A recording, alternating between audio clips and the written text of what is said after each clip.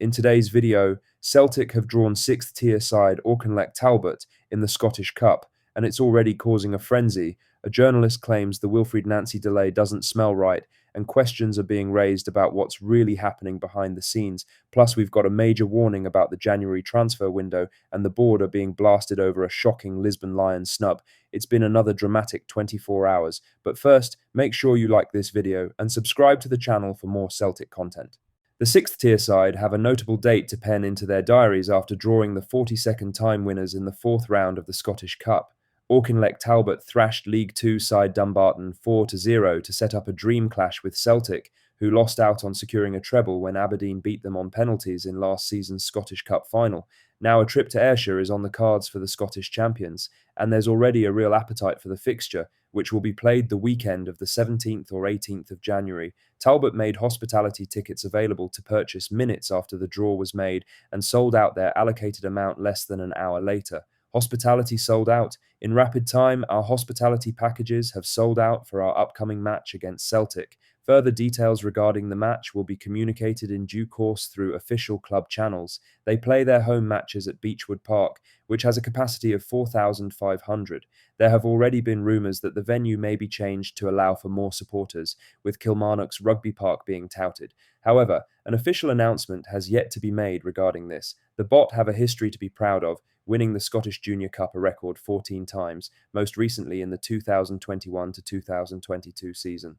The following season, they reached the fourth round of the Senior Scottish Cup, beating SPFL side Hamilton Axes along the way before their run in the tournament was ended by Hearts. Full information regarding tickets and broadcasting rights for Auchinleck Talbot versus Celtic is to be confirmed.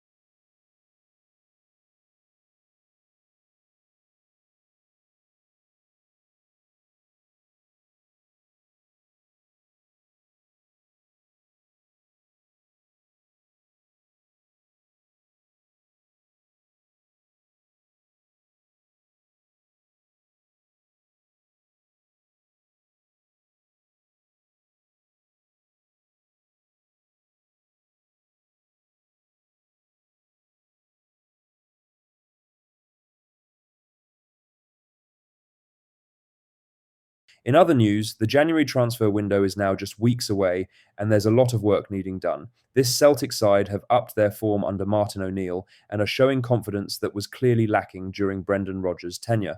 O'Neill has a perfect domestic record since returning as interim boss, most recently a hard-fought 2-1 win against Hibs in the capital on Sunday afternoon. Quick fire goals from Dyson Maida and Arne Engels cut the gap on league leaders' Hearts to just 2 points, with the Hoops also having a game in hand. What was apparent in the win at Easter Road was O'Neill's team selection, having only started one summer signing, Loni Marcelo Saracchi.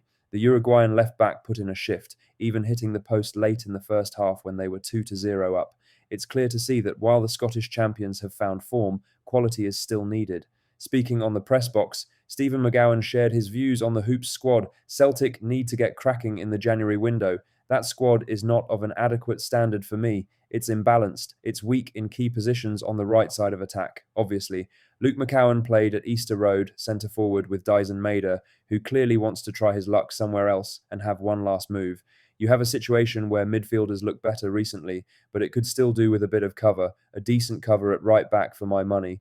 It was notable that the team selection saw summer signings Sebastian Tunekti and Benjamin Nygren start from the bench, while Yang and McCowan joined Maida in attack. O'Neill clearly sticking to his guns after that landmark win over Feyenoord. McGowan continued, centre half is still weak. Celtic could do with a midfield enforcer. There's all kind of areas that need improvement. They need to get cracking. I think that should be done by somebody who plans, in theory at least, to stick around for the next 3 years. It shouldn't be a sticking plaster. The upturn in form from Reo Hatate and Arne Engels is clear to see. Both are playing with growing confidence under O'Neill and aiding McGregor in the centre of the pitch. Celtic could make a move for another midfield option this window, with departures potentially on the cards too. In other news, Graham Spears believes it would be highly unusual for Celtic to move Martin O'Neill aside right now, even if he admits he can't be objective when it comes to his close friend. Speaking on the Press Box podcast, Spears acknowledged the fanbase remains split between gratitude for O'Neill's impact and the desire to bring in long-term target Wilfried Nancy as soon as possible. But he questioned whether the timing makes sense emotionally, given the momentum the interim boss has built. Spears said, Celtic fans are saying to me, oh, Graham, for goodness sake, be quiet, would you? You know, we need to bring in Wilfried Nancy. We need to bring in a younger coach. And I get all of that. And I see all of that. I see all the logic in that. However, so it now looks like Martin's going to stay till Wednesday night in Dundee. If he wins that, he'll have won a mere 7 out of 8. He'll have had one bad half in Denmark. He's revived the club, winning 7 out of 8. It's a bit unusual for me, for a manager to build up such storming momentum, and the club says, now, if you would kindly move aside. No, maybe Martin wants to go back to London. Maybe that's his preference. I'll find out about that over the next 48 hours. Spears isn't exactly wrong. I think we all feel the same. Lastly, a decision made by Celtic has been blasted as baffling. The club have come under fire for what is a disappointing lack of support for the upcoming Tommy Gemmell statue in Craigneuk, which is a project being driven not by the club, but by the local community and North Lanarkshire Council.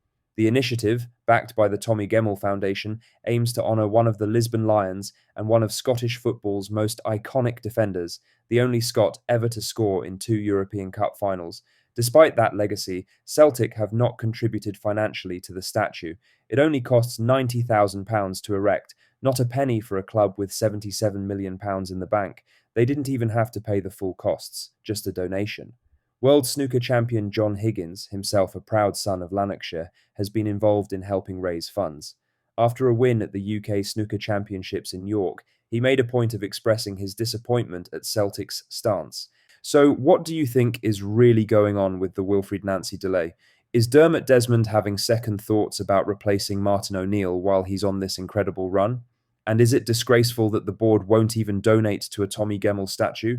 Let me know your honest thoughts in the comments below. Make sure you like this video and subscribe to the channel for more Celtic content. Thank you. Take care. Goodbye.